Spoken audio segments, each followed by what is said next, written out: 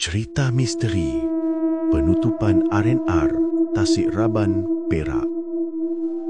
Ramai yang masih tertanya-tanya kenapa R&R Tasik Raban di Perak tiba-tiba ditutup dan dibiarkan terbiar begitu saja.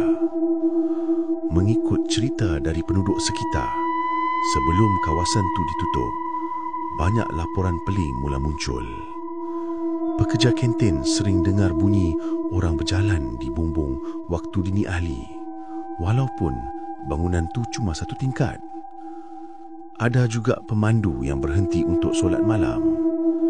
Katanya, nampak bayang putih melintas di cermin tandas, dan bila keluar, seluruh kawasan tiba-tiba jadi gelap, walaupun lampu masih menyala.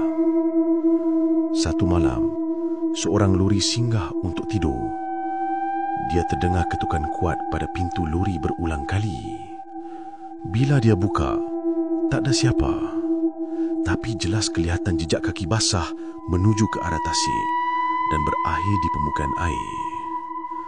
Keesokan harinya, pekerja pembersihan jumpa bekas tapak kaki manusia penuh lumpur di kawasan surau. Tak lama lepas tu, R&R tu ditutup sepenuhnya tanpa penjelasan.